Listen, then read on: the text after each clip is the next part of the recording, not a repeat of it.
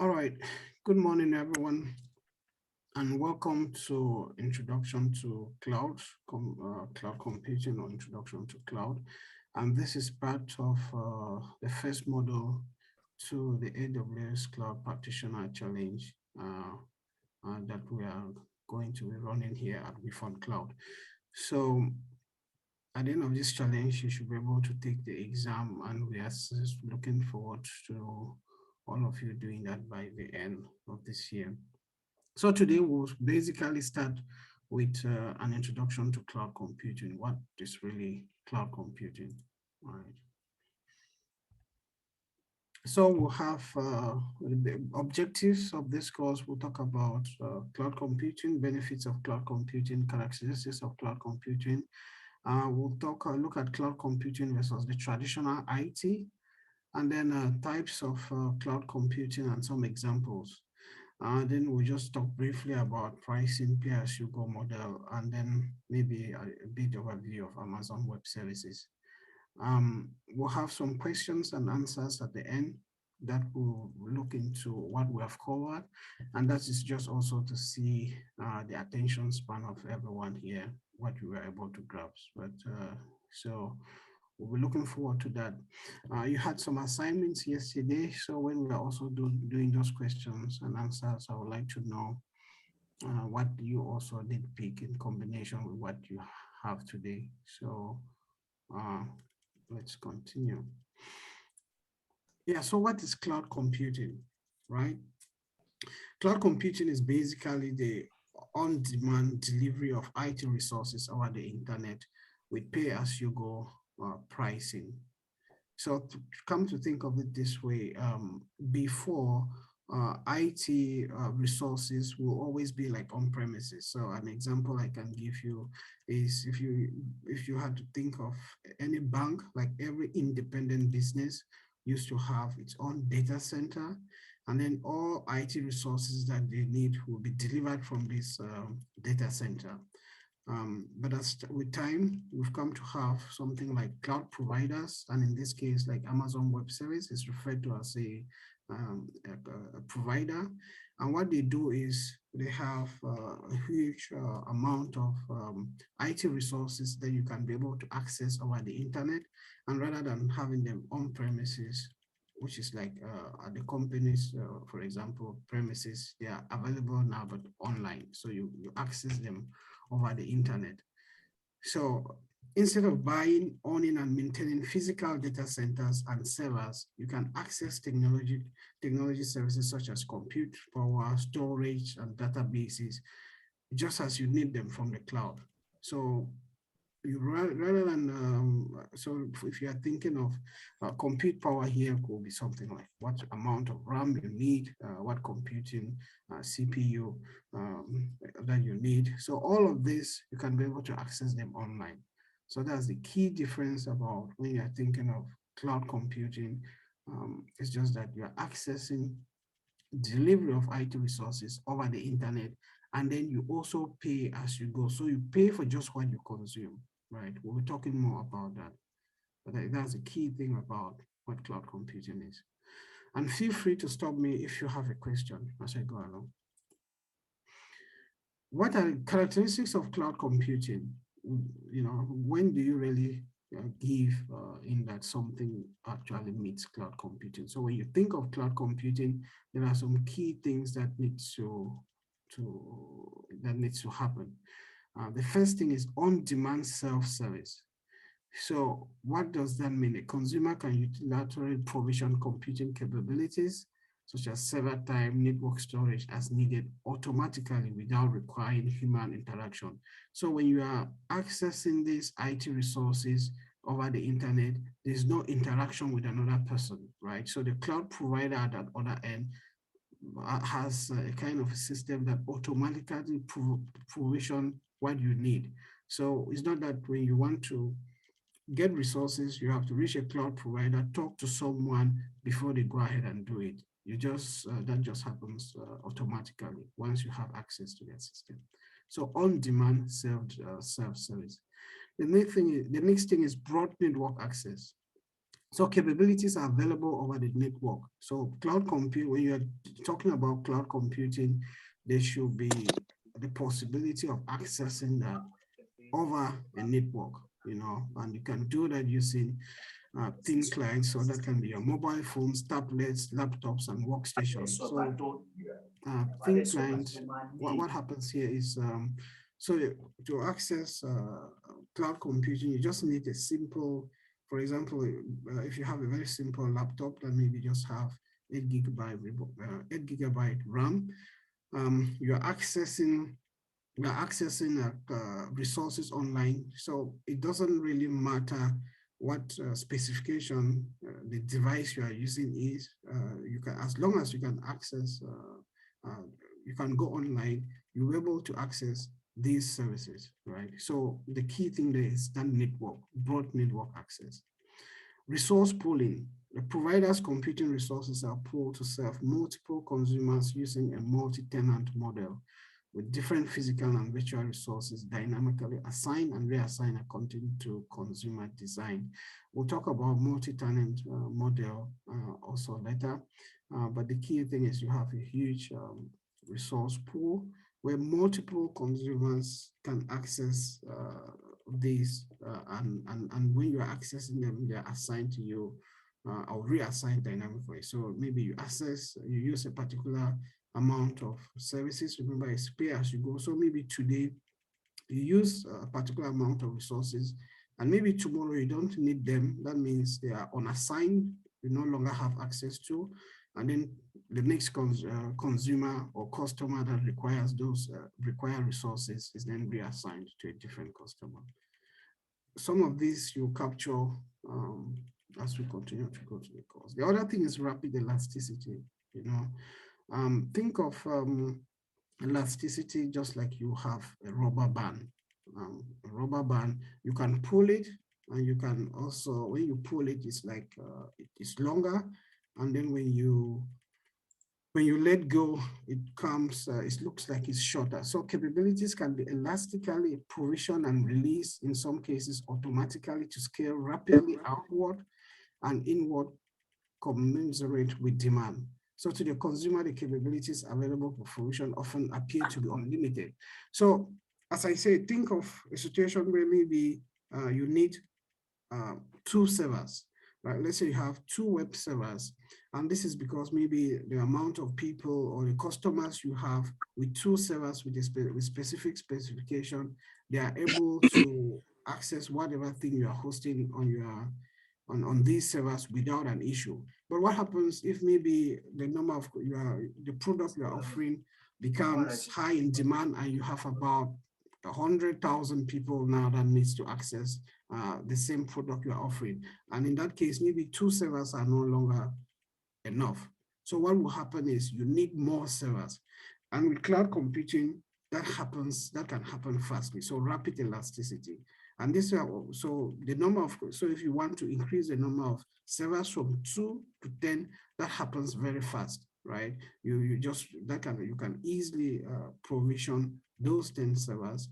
And then if it happens that at a certain, just maybe after you provision them, the number of customers just drop from 100,000 to 10, you can also immediately come back to two servers. So that inward and outward consumption of IT resources when it's in cloud computing is very fast. So rapid elasticity deals with the the ease to provision resources as well as the ease to let go of resources that you no longer need. Another thing is measured service. So cloud systems will automatically control and optimize resources by leveraging a metering capability. So every cloud provider have a way in which they measure the services that you are using, and then what happens is they can be able to give you a bill after, and that can be consistent for every customer. So you can either be looking at storage, processing, bandwidth, and active users account. So all of these things can be looked into, and then a bill can then be offered. So resource usage can be monitored, controlled, and reported in such a way that there's transparency for both the provider and the consumer who is utilizing the service. So when you receive a bill, you can see exactly what you are charged for. So measured service is very important. Any questions so far on characteristics of cloud computing? It's very important you capture that. If not, uh, okay, so far good. So Hello. that's, yes, go ahead. Yeah, but regarding this rapid elasticity Mhm. under the characteristics, I mean, the sense in it is that the resources, it is unlimited, right? Yes, that's how it appears to all Okay. the customers. It appears as the resources are unlimited. Yeah. Oh, okay. Mhm. That's just the one word I want to catch. Thank you. Right. Yeah. Okay. Good. Thanks for that. Let's go ahead. So the benefits of cloud computing, with those characteristics, what are the benefits then that come with cloud computing? Um, the one word that you will learn and have to get used to is the concept of what is referred to as agility. Um, Agility here is the ease to access a broad range of technologies, which kind of make innovation to be faster, and you can build almost anything you can imagine of. Um, if some of you have been looking around, you hear things like machine learning. Most of those things, concepts existed before, but the problem was it requires very complex systems to run them. And cloud computing now offers that ability to able to use machine learning, and then makes it easy for companies to kind of innovate at a rate that they couldn't do um, in years behind.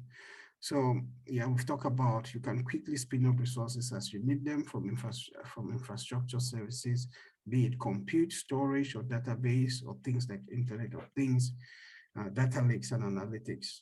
You know what data lakes, analytics are as we cover the course. But basic things like compute, storage, and database are things that you can easily spin up. I've just talked about elasticity.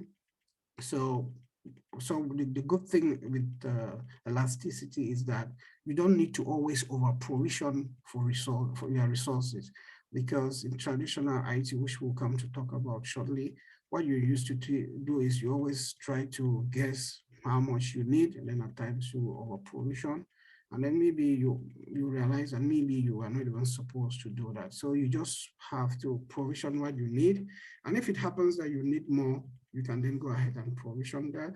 And if it happens that after provision more, you realize that you no longer need more of that, you can immediately downsize. So that is the beauty when you do term elasticity. Yeah. The other thing is cost savings. The cloud allows you to trade capital expense for variable expense. Capital expense here is data center, physical server. So if you imagine a company that has its own data center where they're having their IT resources, capital expense here is that amount of money that you have to put in to build your own data centers to have your physical servers. Then variable expense for cloud computing here is the fact that you no longer have these data centers or physical servers. What you do is you just access those resources online, and they can be variable, right? You may need two today, tomorrow you may need 10, and then after tomorrow you may need just two again. So the expense you have there is varying.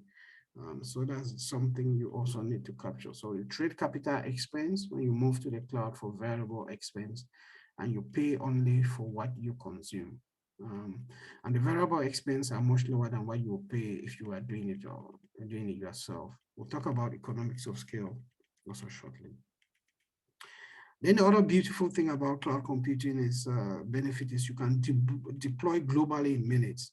Um, you come to learn about the concepts of regions in cloud computing, but what happens is still think about that traditional data center that a company may have, let's say a bank, for example. So they are restricted, in the kind of environment or how far they can They can deploy their resources. They can deploy their IT resources to customers. But when you are dealing with cloud computing, someone can be sitting in Asia, for example, and they have a particular product. Think of it, for example, like most people know about games or maybe computer games, or and they have a game that is they want to deploy not only in Asia region, they may want to deploy it in Europe or North America or in Africa. That's possible with cloud computing because when you're in cloud, when most of the providers have different regions that you can just select that you want to deploy in this region. They have data centers in those regions, and then you have your product deployed, for example, in North America. Meanwhile, you are sitting, for example, in Asia. In the traditional IT, that will be always difficult to have that kind of deployment. So, and this can happen in minutes as well. Here I just talk compute again, come to cloud computing versus traditional IT. I've been highlighting some of those things, but resilience and elasticity are two things that always stand out. Information that you're hosting and applications that you host in the cloud are always evenly distributed across all servers. In the traditional IT, if one server fails, there's downtime, data time is lost. But when you are deploying in the cloud, you have the resilience is much more better, because what happens is that you have whatever you are deploying may be evenly distributed across servers. And if it will happen that one of the servers fail, the others will be able to continue running. You have better computing power. This means your software and applications will always perform faster. Traditional IT systems are not that resilient and cannot guarantee a consistent high level of server performance as you expect. There's flexibility and scalability. That's what I was just talking about. The on-demand virtual space of cloud computing will have, so you'll see it as if it has unlimited storage. There is definitely a limit, but the amount of storage that is available, even if customers try to consume as much as can, there will still be so much left. So when you are when you are on the cloud and you are trying to consume any storage, it always looks like you can just consume as much as you have. So it looks unlimited. You always have that. It's difficult to have a situation where you say you've run out of space in cloud computing, as long as, because you always have that possibility to increase. Yeah, you may run out of space maybe because you didn't provision as needed, but the point is, if you want to increase it, you will always increase it, which will be different in traditional IT in a fixed server, because they have a fixed amount of storage and that can easily run out. Yeah, and so in traditional IT, you can only use the resources that are available for you. So if you have a data center with a certain amount of storage, once you run out of that, once you run out of compute power, you've run out of it. But with the cloud, that would not happen. Automation, that is one thing that has become very beautiful in the cloud. So automation always means that innovation is faster. It always means that things are done in a much more automated way without much human interaction. But in traditional data centers, there's heavy administration in-house, and this can cost a lot because you invest so much in just before system administrators were very popular. That was a very popular job, especially in-house. But this is continuously dying down because all these former system administrators have had to adapt to learn how to use cloud computing and also make benefits of the automation capabilities that come with it. So that's something that's also making a difference. Running cost. Running cost here goes with cloud computing. Come to think of this, with cloud computing, running cost is much more effective. Remember, we did talk about you pay for what you use, right? So if you need one server, you provision just one server. And then if you happen to realize that you need two servers, you provision the second server. And if after provisioning two, and maybe after a certain amount of time, you realize that you know you really do not need the second server, you can go down to one server. So it's very cost effective. On the other hand, in traditional IT, that's very difficult to do that because um, if you require, well, with traditional IT, you're always trying to guess for capacity. You don't know what you need because you have to do that online. So you have to do that on your data center. So if you have what have used to happen in traditional IT is that they always try to maximize, right? So they will say, okay, maybe we'll need two and then maybe maximum three or four or five because you are thinking of the load, you are trying to make predictions into the future, and then maybe you may buy five servers. If you have those five servers running on your IT environment, and if it happens that actually the amount of load that is that you need only require two servers, what happens is you already have those five servers because they are physically equipment that you have purchased and they're in your data center. You cannot do away with. So what happens is you are wasting. Let's say if you had five and actually you realize that you needed just two, the three servers that you have are just on for waste. Or at times you could make that prediction to have five and actually you need five, so you are consuming five. But then what happens if tomorrow you no longer need five, right? You need just two. Then the other thing is you lose, yeah, then those three will still end up as being some extra cost that you just have sitting there and you have nothing to do with it. So cloud computing, when it comes to cost, is much more very effective because you pay for what you need compared to traditional IT. The other point is security. Um, One thing that it took a while before companies started adopting cloud computing was also the issue of security, right? They felt like data being hosted outside of their data centers was not very secure. But so remember, AWS started right 2006, but serious adoption started 2012, 20, I would say 2014, 15, around that time. Because I still remember there was a time when each time we talk about cloud computing, companies were like, yeah, definitely will never move to the cloud. But what has happened is that the security and the transparency on which cloud providers operate have made more businesses to have trust.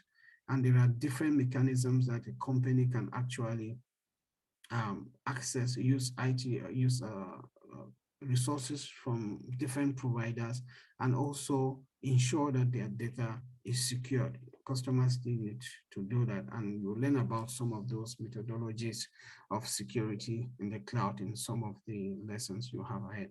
So security in the cloud is much more better, and it's also transparent to you who is using it. But unlike traditional IT, the key thing there is a lot of amount of time and money is dedicated. You need administrators, and they can also be human error to just ensure that the resources are secured. So that is one key thing. Um, Now, so after we have looked at all of that, I just have this like these are advantages of cloud computing that have been clearly written by AWS. This is something I just got from the AWS webpage itself. I'll have the reference link for all of you. And one thing I'll advise is you need to just take time and make sure that you look at these advantages and understand them very well as stated by AWS. I've some of them I've already discussed them, so I'll just highlight them. But it's just that I wanted to have this information. The reason is I've come across questions that will always try to, especially for the practitioner, that will try to test how good you do understand these advantages. So they may look very obvious, but at times when you start looking at questions, you can realize that it needs a second reading. So just a heads up before I talk about them. So the first thing here is the trade capital expense for variable expense. I already mentioned that, right? So instead of investing heavily in data centers, that is what is referred to as capital expense. it's better to go to the cloud where you have variable expense. I just want to make sure, is anyone having a question on that capital expense, variable expense? Because in my past experience, people always struggle with this. If anyone has a question, feel free to comment. If you've understood capital expense here and variable expense, if it's something to let me know. I don't see any hand up, so I assume that you have that, but if you still don't, just let me know. Then the other thing is benefit from massive economics of scale, right?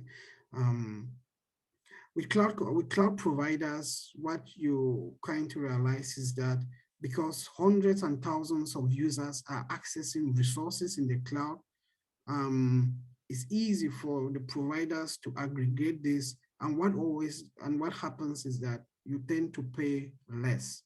So massive economies of scale, I can just try to think of it in terms of like, imagine a businessman who has so many products, right? And there is a huge demand. What can happen is that he can quickly reduce the price.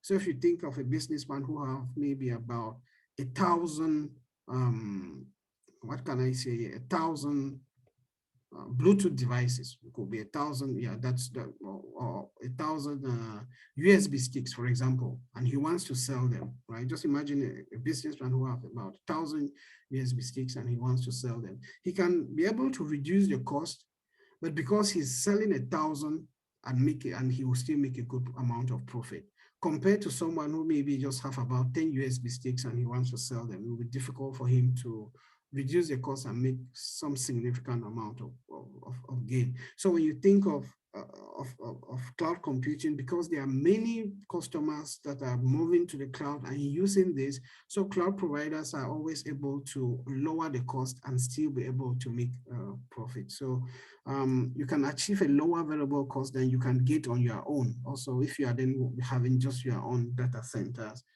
it's also very difficult to have that low cost. So, and that comes because hundreds of thousands of customers aggregated in the cloud, such an AWS, you achieve higher economics of scale, and higher economics of scale here translate to lower pay. So as more people move to the cloud, it's possible to always have cheaper, use IT resources and pay a bit cheaper. You stop guessing about capacity. That's what I was talking about in terms of elasticity, right?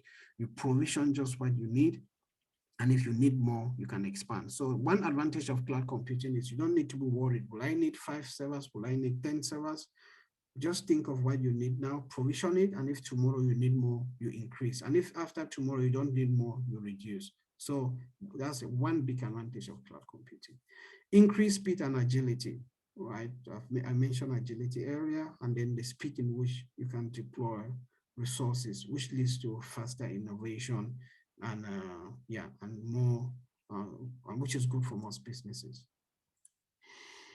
Stop spending money running and maintaining data centers. I was talking, for example, for a bank. What cloud computing does for a bank is, a bank is in the business of, offering banking services and not in the business of managing IT resources. So a lot of money that the bank will invest in their banking activities, they used to spend it in maybe looking after data centers that they have built in on premises, which will then mean that they'll lose so much amount of money in this kind of scenario. But when they move to the cloud, then the advantage is they don't have to be maintaining data centers, because having data centers will also mean about, there are things like cooling, right? And then the other thing, so you have to have cooling system installed. You have to have security to look after those data centers. And that is so much amount of cost. But when you move to the cloud, all these costs that will have been put into those kind of expenditure go away. So that's one thing about moving to the cloud. You no longer maintain data centers. You can go globally in minutes. I've talked about that. Applications can be deployed to multiple regions around the world, and there will be lower latency and better experience. So an application can be deployed and you access it and feel as if the experience is in such a way that you feel as if it's instantaneous, right? You don't recognize that there's a delay. The latency there is the delay before maybe you load the application. So I'll share this PDF file after, and when you click here, you'll be able to access the link on the Amazon web page, and then take time as well and use that as a reference if you are bookmarking things. But this is a very important, these advantages, the way they have presented is something you should be able to know, especially if you are thinking of taking the exam. Any question? Okay, right. No questions so far, so I'll continue. Let's talk about deployment models in the cloud. If you did look at the assignment I gave, I'm sure you came across this, but we'll discuss more on that when I end the session. I have a question. Sorry. Yes, go ahead. Yeah, it's regarding the privacy. Uh, what is the aspect of privacy in the cloud computing, and what is the risk of losing your data or having your data hacked when you extend in the cloud? So If because you you had, know you have sometimes important data that you wait to like to keep it. So mhm, I want to know about it. right, that is the aspect of security, right? How secure is Yeah, your data? Yeah, exactly. right. So along there will be a topic, a model on security. But what I'll highlight is when you are using the cloud, there are different mechanisms that cloud providers offer that can help you secure your data as well the way you want. That could be through encryption mechanisms. You learn about what encryption is, and then so you can access your data. Once you have your data online, you can then have it encrypted, and then before you access it, it will be decrypted, and you can only be the one to access it. So what happens is even the cloud providers themselves, they cannot access your data when you use those mechanisms, right? So that makes your data very private to you, and yeah, and you can be very confident. And the reason, the other thing is cloud providers actually, all cloud providers also meet some requirements that different organizations have to ask them to meet. For example, so here I'm moving to security standards, right? So you have different independent bodies that actually will go like to Amazon to actually check if what they say in terms of security is actually what is happening. So it's not just like because the cloud provider says that if you if you were to host on our, if you were to use our services, our IT resources, um, your data will be secured, and then they will explain certain things. There's actually a third independent body that can come and look into that and then verify that that's actually what they are doing, and then we say that, for example, AWS is certified and meet these security standards, because then that makes it also good for customers who want to use AWS. They will know that it's not just AWS as a company saying it. There's an international body that has checked onto all of that, and they have made that. So you come to learn about some of those things when you look at when we start covering the security um, model. But yeah, so you have that ability to make data private to you if you follow the different mechanisms put in place by example, AWS. Yeah, Thank you. welcome. Any other question? Okay. If not, let's keep going. Let's talk about deployment models in the cloud. You have what is called the private cloud, um, because private cloud is like cloud services used by a single organization and not exposed to the public. So even though you have got customers moving to use services like from Amazon Web Services, there are situations where you now have companies who still feel that there are some of their kind of, maybe they still want to maintain some things on premises. On premises is like a data center. that exists for just one particular organization, and that data center or the way it has been designed meet the characteristics of a cloud. But then the only thing is that it's only available to that organization. So the kind of setup a data center and is designed in a way that it meets all the characteristics that we have talked about a cloud, but the difference here is it's only accessed by that organization. That's what you have, what is referred to as a private cloud. A public cloud are resources owned and operated by a third-party cloud service provider delivered over the internet. And that's where Amazon Web Service come in. That's where Google Cloud comes in, Azure. These are referred to as public cloud because they're available to the public and you can access them over the internet. They're delivered over the internet. In some cases, you have hybrid cloud. Hybrid cloud is a situation where you have servers on premises and the capability, and then you extend some of the capabilities to the cloud. So this is happening a lot because companies are into that transition phase to move to the cloud. So in some cases, they just start testing the water, so to say. They want to see what is it that the cloud can offer, where can we, in which area can we use cloud resources. So you have a situation where they have some of their capabilities deployed on their data centers, but at the same time, they are using the public cloud. So in this situation, you talk about hybrid cloud. So it's a combination of using resources on premises and then using them, say, from a public cloud like Amazon. So those are referred to as deployment models. So we can have a deployment model, can be private, can be public, or can be hybrid. Question, please. Yes, go ahead. I just wanted to get something clearer about the private cloud. I didn't really get myself in that much. Good. Yeah. So we did talk about the characteristics of a cloud, right? And what I'm saying is you may have a situation where a company may actually design a data center that will meet those characteristics. But then the thing that they do is they restrict it to be accessed only by that organization. So it's not exposed to the public. And the difference with that would be like AWS is actually it has when you think of AWS, you come to see when we do global infrastructure that it's just data centers that are located around the world, right? And they have been designed and made it possible that anyone can have access. Anyone in the public who wants to use AWS can have access. But for the private cloud, it is actually highly restricted. Only that organization can use that cloud.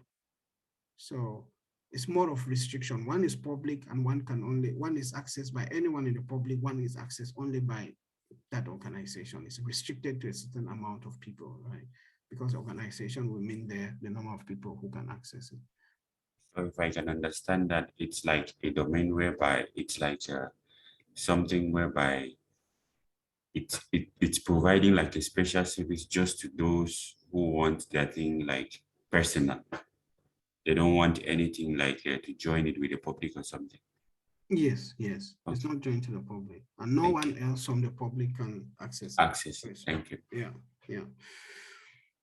All right. So let's go to now types of cloud computing. So we've talked about deployment models, and then now we're talking about some types of cloud computing, and there are some new terms here that you will learn. You have what is referred to as infrastructure as a service, IaaS.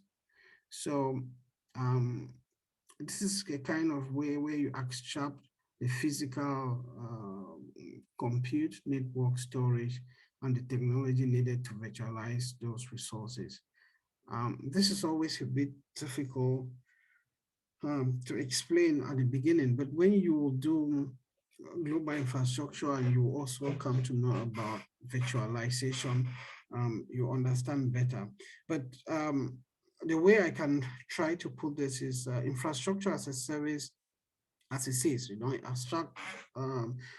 When you are thinking of the traditional data center, what you have is you have compute. Compute here is the CPU, the RAM, all of that you can have that on the data center. You can go and say, how much RAM you are looking for, how much CPU, and then the kind of network, the kind of storage, how much storage you need. But in the cloud, all of these things are abstracted, right?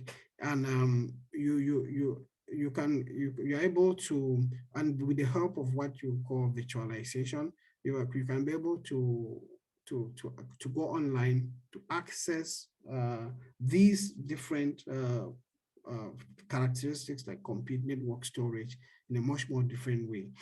And the way a much more easy example, which we'll come to learn, is what is referred to. If you think of a virtual machine, for those of you who know what a virtual machine is, um, you realize that that is exactly what services like EC2, which is compute on Amazon, is made up of. But the key thing I want you to grasp here is that it's just it abstracts the physical compute, the network, and the storage, and any technology that you need to virtualize those resources.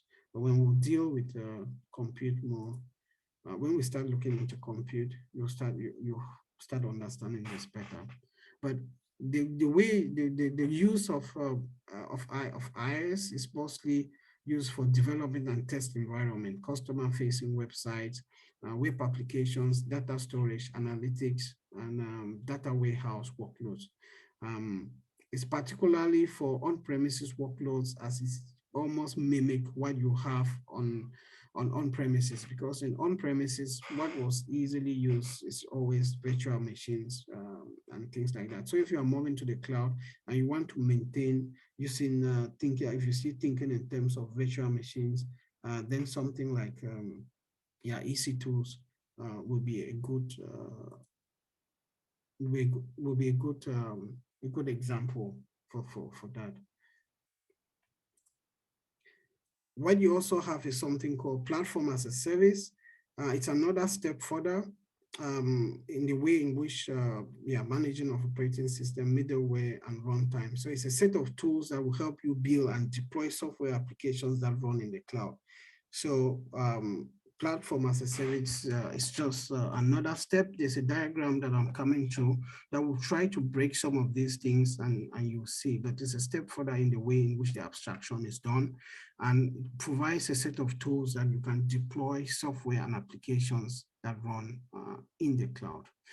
Then the last thing you think of is software as a service, SaaS, and it's the entire end user application. And an example of software as a service, you can always think of it like email, for example, because remember, you use email, but you don't even bother, you just use it as it is. So it's something you just go and use, but the provider takes care of everything that is happening. Before you use email, there are definitely servers in the background. There's definitely applications that have been installed to be able to ensure that you can you can able to use email the way you do, but you as a user, you don't bother about any of those things. So an example of software as a service, like something like email, is that example that suits the example of being able to access and use a service like that without bothering about it. This diagram will try to explain some of those things such that I think with this you have a good view. So types of cloud computing, if you look at on-premises, remember I keep mentioning on-premises, and on-premises, you always have to build everything. You have to build a network, right? You have to build the storage, you have to build the servers, you have to do virtualization, you have to actually install operating systems, or in some cases, middleware. Middleware is just a layer that lies between the operating system and the access to it, something like runtime. I'll define that shortly. And then the data and applications, all of these things you on premises, you have to take care of them, right? So when an organization has its own data center, it has full control over all of this. Now, when you come to cloud computing, and you have to, what happens is, if you are using infrastructure of service, which is one type of cloud computing, the only thing that you manage is all that you have in blue. The other layer of networking, storage, servers, and virtualization, you don't manage them. It's managed by the service provider. So the only access you have is the operating system, the middleware, the runtime, and then the data, and then the applications that are running.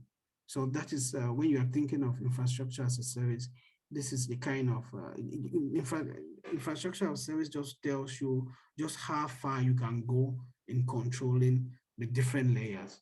So you stop at the operating system. And when you're talking at, for example, platform as a service, when you're using the form of cloud computing that is referred to as platform as a service, all these runtime, middleware, operating system, virtualization, you don't have control over all of this. The only thing you have control with is the applications and the data. And then software as a service, you just use it, right? You don't even control, like for email, you don't control anything, right? The only thing is we want to use email, you just go there and send your email, you have an email address. So all of these layers are managed by the provider. If you are using Google Gmail, all of this is managed by Google here.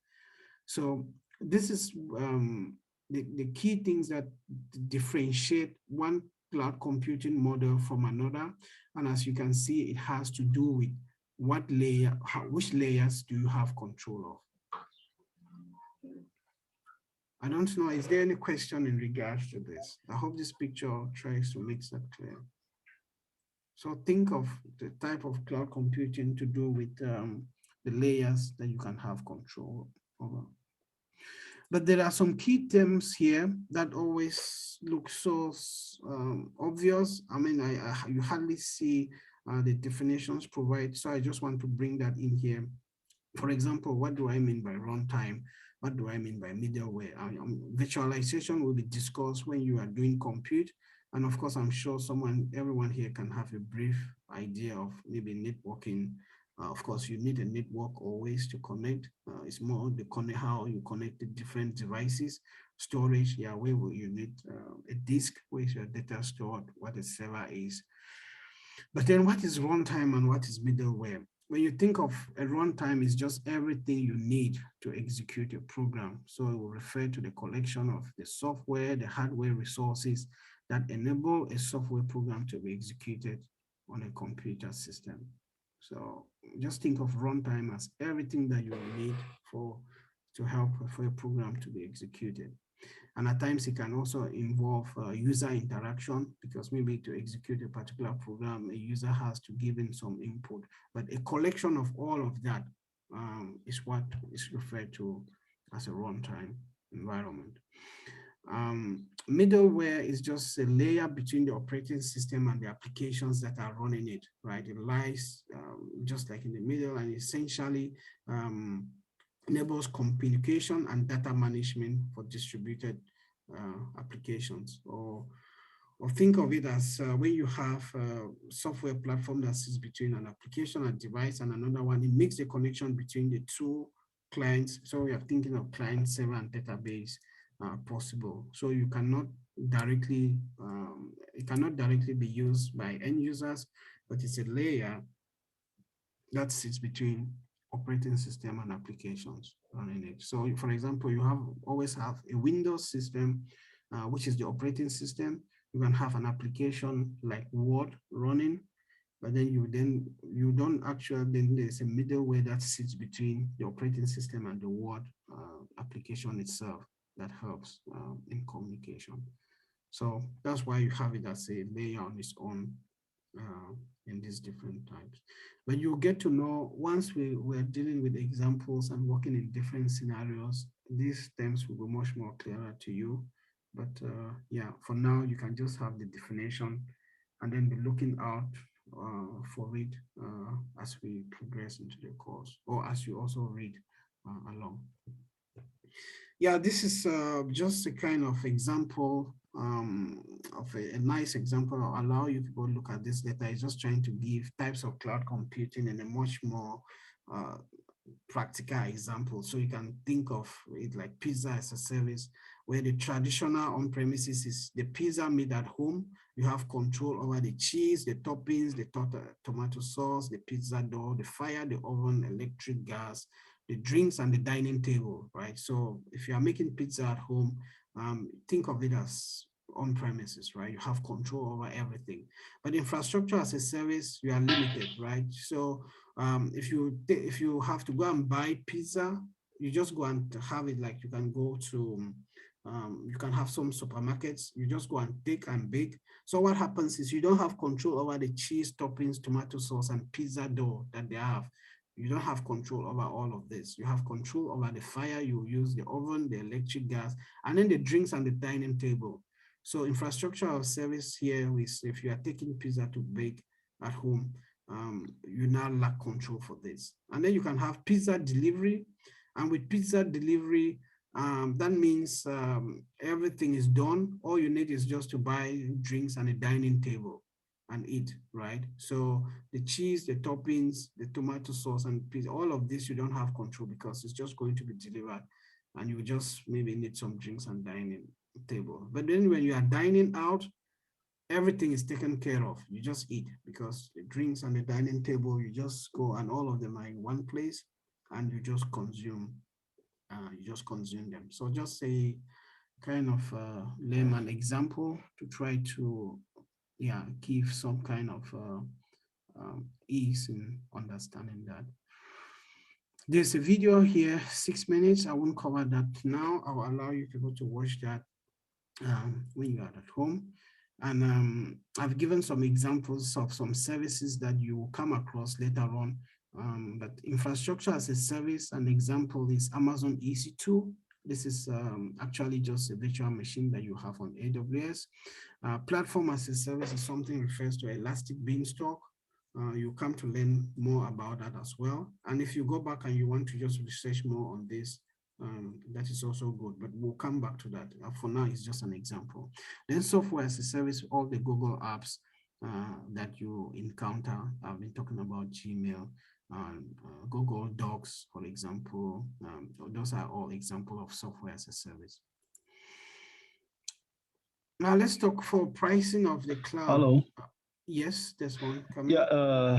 Yeah, but sorry to cut you short. That's okay. Please, I want a declaration, yeah?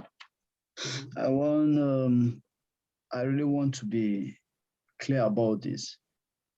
Yeah, with the assignment that you gave us, I was supposed to get the types of cloud computing, and under the cloud computing, I saw a distinction as deployment model and service model. So yeah, because I think these ones were just really defined differently. They were not just like, because you already discussed about them, but it is like we just bundle them up. And under the models of computing, that is where I got, they said there are basically three models or three main models. That is where I have the IaaS, PaaS, and SaaS.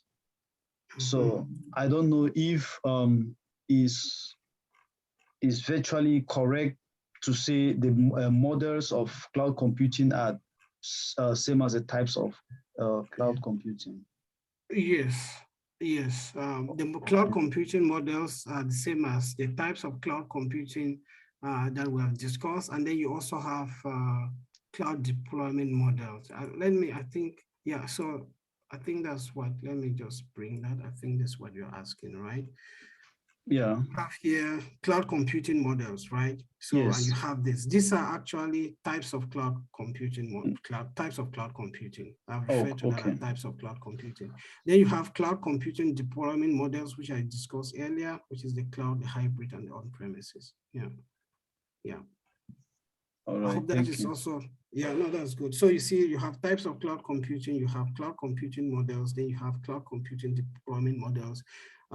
It's one of those things that the terminologies are, or the key thing is to know what we are talking about here, because some people, it's maybe mixed, but this is looked for here in my, what you have discussed as cloud computing models are like the types of cloud computing that we have, right? I've just called them types of cloud computing. And then the cloud computing deployment models, which I did talk earlier on, then the cloud, the hybrid, and on-premises that we did look at earlier on. Okay, I hope that also clarifies for anyone who you have had that. Right. So thanks for that, Desmond. At least I know you did look into that assignment, which is good. I encourage that reading. Right. So let's move to where are we now? Pricing of the cloud. You have pay for compute time, pay for data stored, and data transfer in is free. So these are just like the key things that come when you are using cloud computing. You have compute, which you pay for the compute time. You have storage, you always pay for data that is stored in the cloud. And then you have data transfer out of the cloud, which is when you want to access when you want to transfer data in the cloud. For example, if you are uploading a certain file to your cloud storage here, for example, storage S3, you learn about S3. When you are transferring data into the cloud, it is always free. But when you are taking data, when you transfer data and then later on you want to download that data, you always have to pay, right? So that is something you should just keep in mind. Data transfer out of the cloud, you pay for it, but data transfer in is always free. All right. So those are just some key points. I just want to touch on that. And then that is just all about what we have. And then we'll just do some questions and answers. And then we'll also talk about what you read. And then maybe if there are more questions that you have, we'll then cover that. So that's what we do for the next remaining 30 minutes. But before I go to that, is there any other question apart from what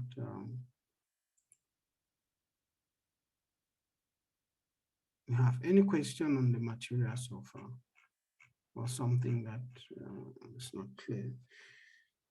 Okay, I see no hand up. If there's no hand up, then let's talk about, let's look into the questions just to see how we captured. Feel free to come on and talk about and share your answers with us or explain. So the first question is, I'll just say Dash is a cloud design principle which supports growth in user traffic or data size with no drop in performance. What have we touched that will lead to no drop in performance? One thing, yeah, so one thing I always say is when you read a question like this, which is something we'll practice more as well when we are doing revision, is you always try to look like what is the key point in this question. So Dash is a cloud design principle which supports growth in users, traffic or data size with no drop in performance. So the key, who can point out what is key in this question? What is the, just to, I mean, we have not started doing that, but I want just to see if there's any understanding before I explain. Can someone pick up, feel free please, what do you think is key in this question? Or a phrase in this question? Scalability. Okay, you say the answer is scalability. Okay, but before that, what is the point in the question that makes you think it's scalability? What phrase in the question makes you think it's scalability?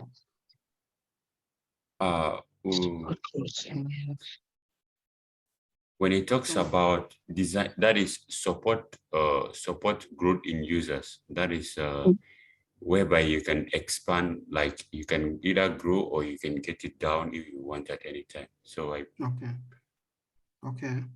He says that was please, who was speaking? Sorry, just to capture. Who was speaking? Please, who gave the answer? It's okay. I was talking about the growth, the support growth also. Okay, someone. Okay, I'm not seeing. Yeah, that says, and then I think it was sorry. Saboma. Yeah, that's fine. So growth in users, right? Yeah, Saboma, you want to say something?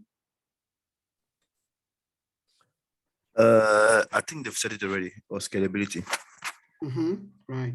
So the key point in the question, from what I hear all of you say, is the growth in users, right? And then if you think in that way, I hear scalability. as the answer. Anyone has a different view? Feel free. Yes, I have another view towards it. Yeah, for me, I look towards the aspect of traffic and data size because we talked about flexibility and scalability.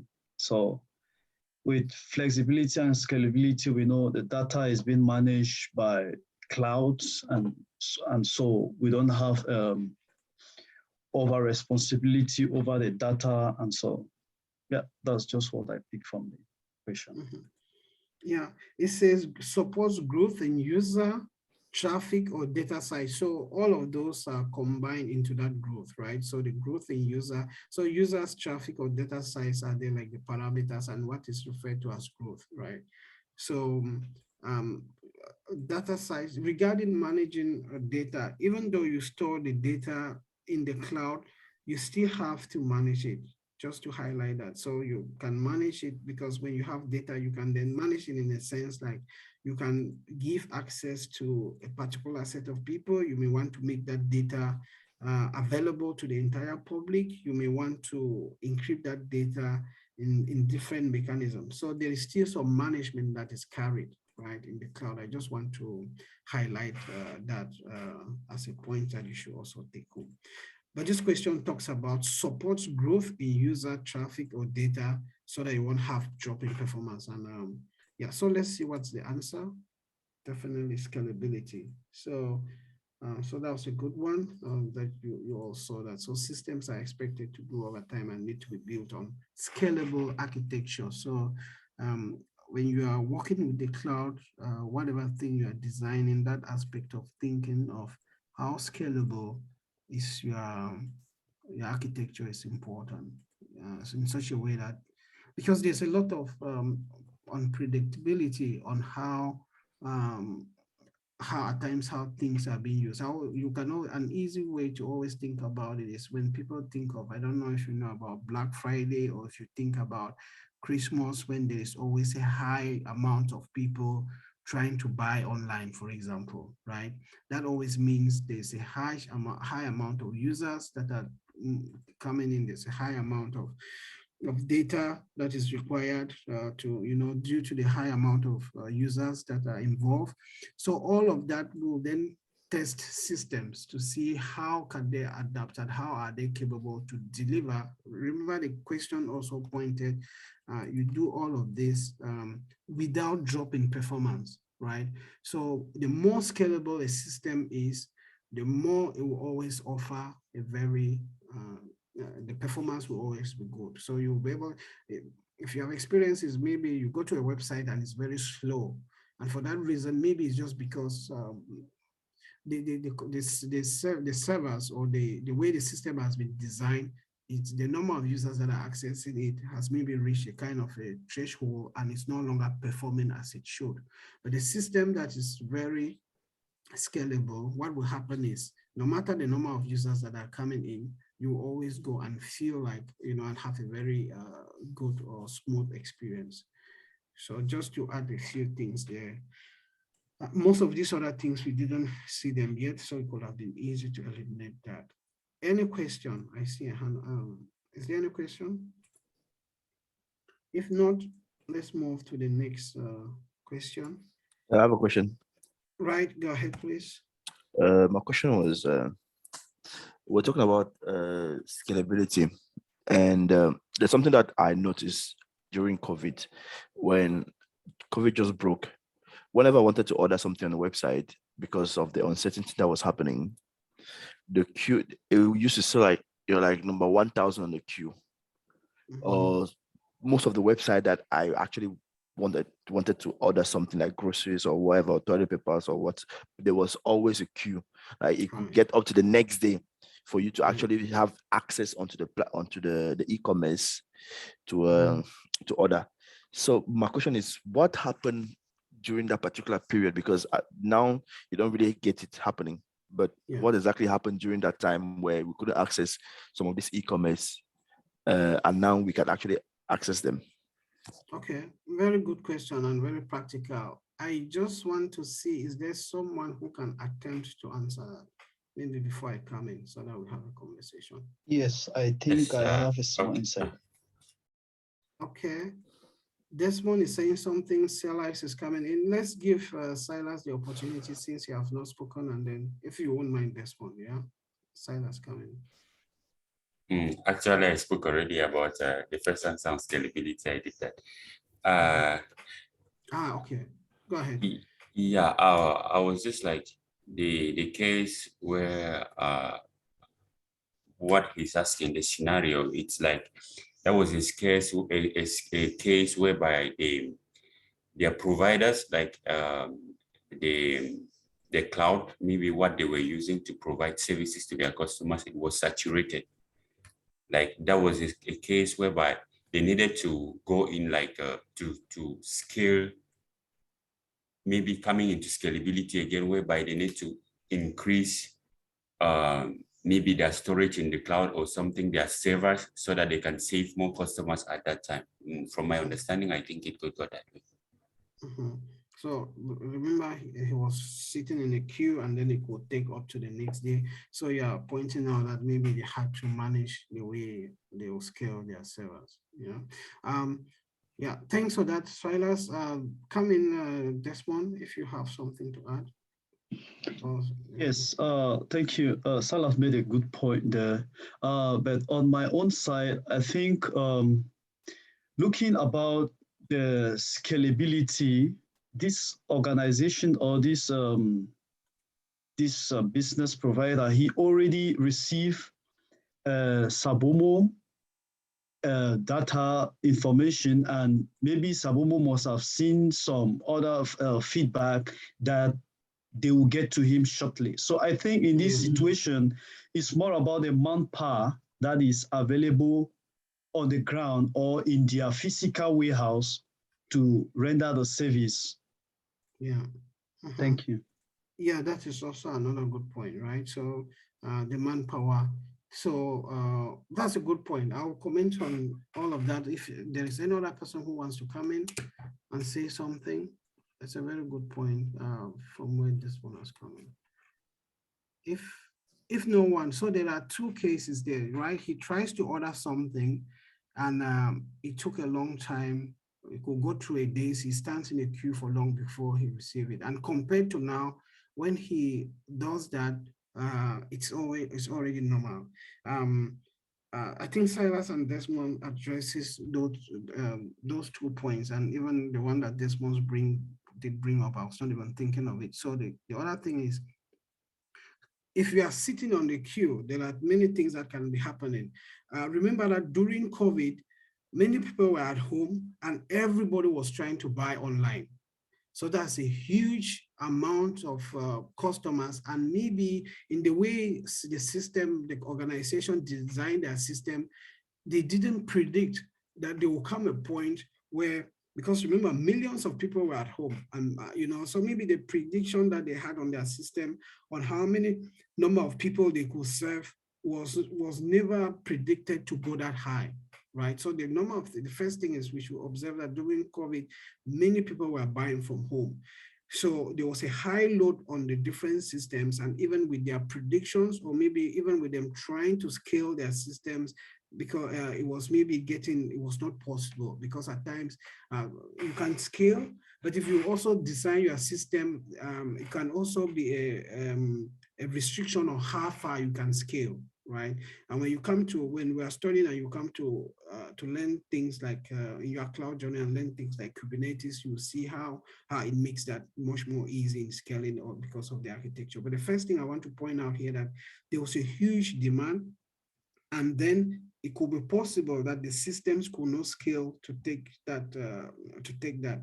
But then the good point from Desmond is that even if let's say it was not the issue happening to the system, your request was received, and then now maybe it moved to the warehouse, and then the problem now was the lack of that human resources, right? To ensure that whatever thing you wanted to buy, was picked up, brought in, and sent out to you.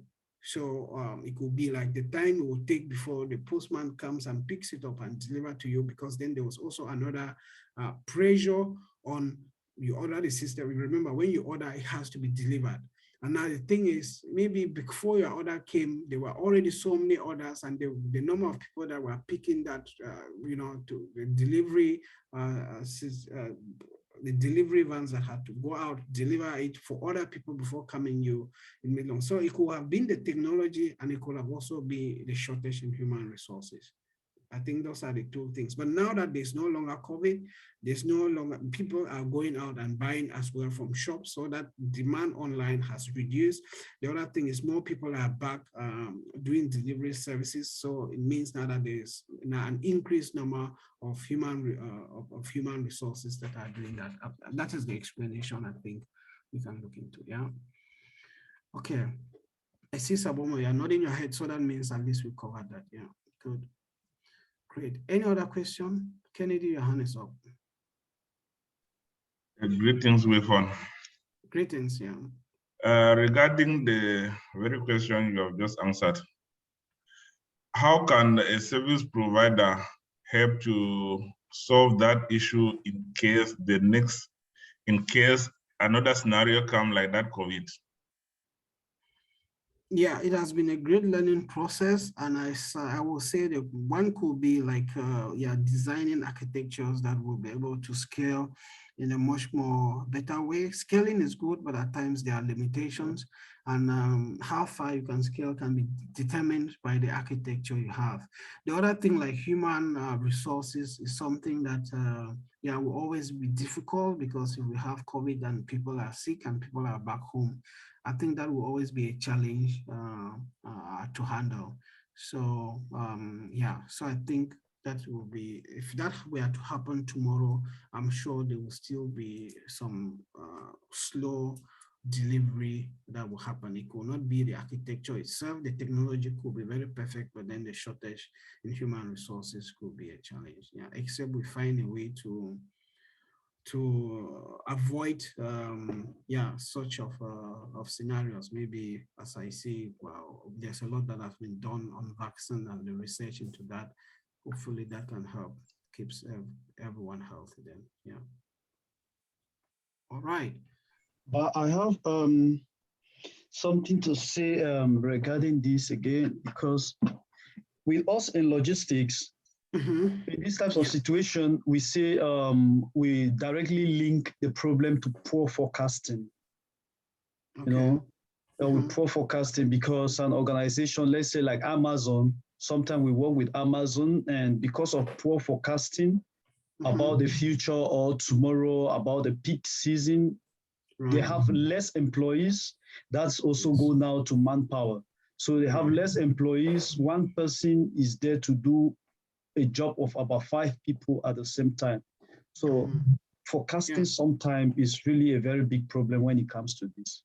To logistics. No, thanks for that. And glad we have someone with that area who can prove that. Yeah, so here, that's another thing, maybe poor forecasting regarding peak periods. But when it comes to something like the Christmas season, Black Friday, how do you see, what do you say about the forecasting for those periods? Because it seems to be always good, but what will you say that this one, since you are in that area? Yes, when it comes to season like this, like you rightly said earlier about Black Friday, they already, most of the organization, they already know that, okay, this is a time for is their peak season. And so they do by all possible means to get more manpower. But at the same time, it is not really, it is humans, and we cannot be excellent, or we cannot do it completely without some other mistakes. So sometimes the forecasting might be excellent. Sometimes it might still be something that must need revision. Yeah, okay. And then you learn from it, right? So, and then try to do better next time in the forecasting. Yeah. Yeah, hello, man. Good morning. Yeah, good morning, Teklo. Yeah, go ahead. Yeah, sorry I'm joining late, but there's a question I want to ask in terms of scalability, like providing the servers. Do you have, like, for example, if, let me say, for Amazon, is there a large scale for which maybe, for example, everyone on Earth can be able to access or to buy when it comes to ordering online? Is there the capacity? Is it enough that can accommodate everyone, or there is always some limitations? Like at one point in time, only maybe 2 billion people can access one server at a time, maybe to a purchase. Yeah, okay. I think if everyone on Earth wants to use Amazon services and use out their, that's a very good question. How far can it go? Here, I'm talking about EC2 instances. Ordering here, because if you are thinking about ordering, that is maybe you are then ordering from a particular organization, and that is that organization that maybe have built their architectures using cloud computing, right? So if you are using an online commerce, e-commerce website, they may be in the background, they are using cloud computing, right? Now, depending on how that e-commerce is using cloud computing, how the architecture is. But if you are talking about, let's say, can everyone in the world, let's say, launch an EC2 on Amazon, that is really stretching, and that's where we will have to then figure out how far can Amazon go. I don't have exactly, I know it's quite huge, but I don't know exactly if we are talking about 2 billion people trying to launch EC2 instance on Amazon, will they be able to provide that capacity? That is we can try to look about, yeah, that's something I can look into. Let's see what are the limits, if at all the limits are there. But in most cases, because because of the harsh amount of compute power and storage, what always is presented when you're using cloud computing, it always seems as if there's an unlimited amount, for example, storage. But compute will definitely have some limitations, but that's something to check. Yeah, I'll check that and share on chat if you won't mind. Okay. So I would like us to continue. Thanks for your questions and discussions. That's good. Since we have about 12 minutes, I think I have about 3 more questions. So let's look at this. What cloud computing model deals with services such as EC2 instances? So computing model here, as highly mentioned by Desmond, falls under types of cloud computing when I was looking into that. So where do you think EC2 will fall? Infrastructure as a service. Okay, Silas says eyes. What about the others?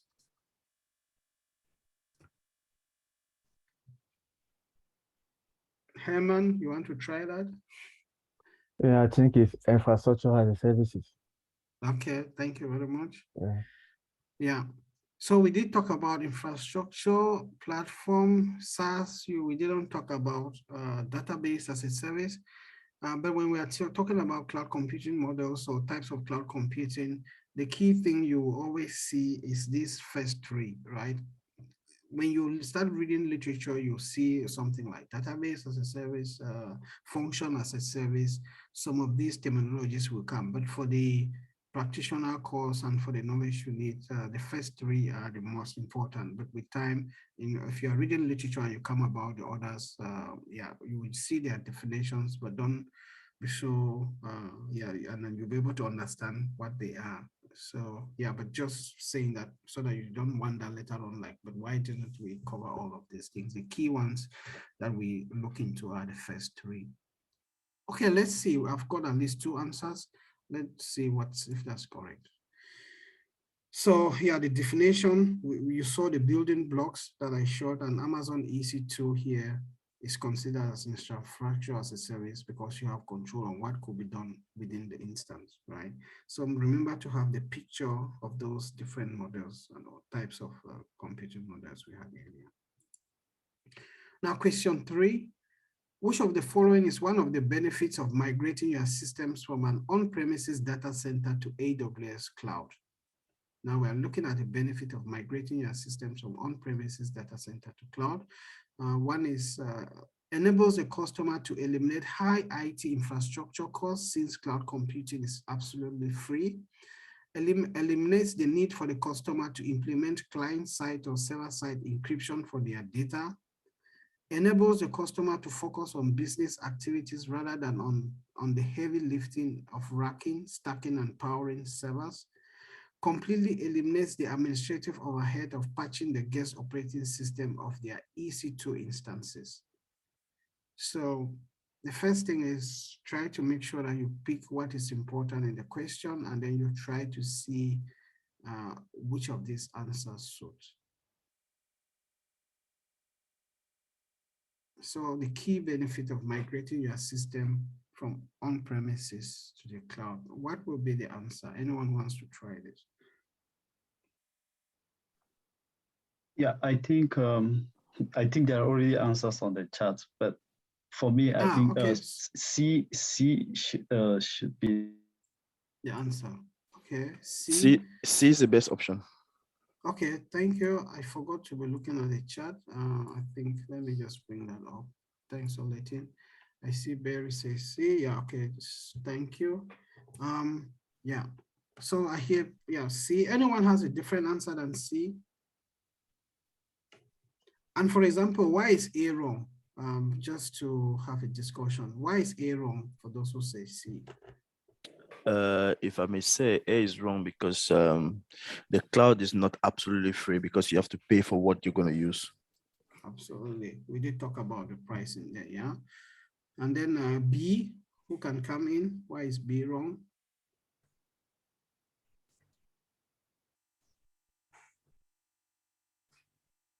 Remember that. Yeah, with B, go ahead, Desmond. Okay, B, like it says, eliminate the need for customer to implement client-side or service side encryption for the data. I think with this, the client itself, like if I don't get it wrong, from the beginning when someone asks about security, and you say there are some tools that the client can use in order to secure the encryption or to secure the data. So for that reason, the client himself knows exactly which tools to use for the data security. So for me, I look in this slide only about the encryption of their data, and I know B is not really correct. That's absolutely correct. Yeah. If I may also add, B, I think it goes towards different responsibility, because as a user we have a responsibility, and also the providers at AWS, they also have their own responsibility in terms of the services that they provide. So if we say eliminate the need for the customer to implement client-side or service-side encryption, there is AWS will be doing, they have a responsibility for encrypting their data, and also us as the service user, we also have our own responsibility in terms of the the client to do what we have to do. That's why we had the chat that you gave in the beginning, where there are certain services that we can do, and the provider will do certain services. Right, that's correct. Now, I'm very happy with your answers. Just to highlight here, I made a mistake. This is supposed to be server side. I'll correct that when I'm sharing the PDF. So you have client side and service side. Thing and typing that it comes out as service. But that's absolutely correct. What all of you have explained on the the customer and then the provider themselves, they have their own things to do. And then the last one here is eliminates administrative overhead of patching the guest operating system of their EC2 instance. Is something you realize that if you are running an EC2, as long as you have control of the operating system, you have to do patching. Patching is what, if some of you use Windows, it's like when you are using Windows, you always have like updates, right? You install them. So Windows always release what is called updates, and you have to always install them. That's when it's referred to as patching. So when you are in control of the operating system, the guest operating system, and make sure you see, we say guest operating system, you know about more of this when you have the model on compute and you learn the difference between the guest operating system and what is also refers to as the host operating system. As long as you're in control of the guest operating system, you always do patching. Yeah. So yeah, thanks. All of you got that correct. C was the correct answer. And then this is, I think this should be the last one. How is expense shifted when moving from traditional servers to the cloud? Actually, yeah, how is expense shifted with moving from traditional servers to the cloud? Capital expense is traded for operational expense. Capital expense is traded for variable expense. Operational expense is traded for variable expense. Variable expense is traded for capital expense. We did see these words. Which one did we come across?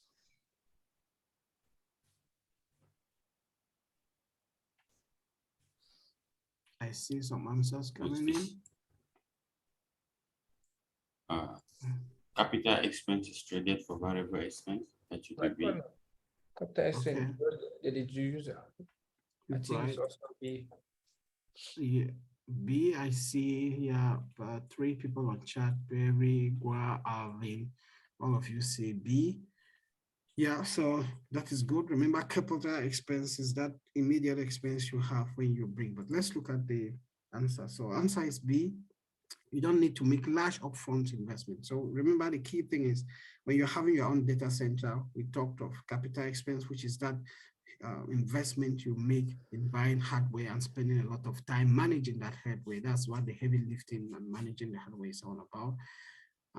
So that is a lot of capital expense. But when you move to the cloud, remember the cost is always variable depending on what you are using. That's just the key. You should just capture there.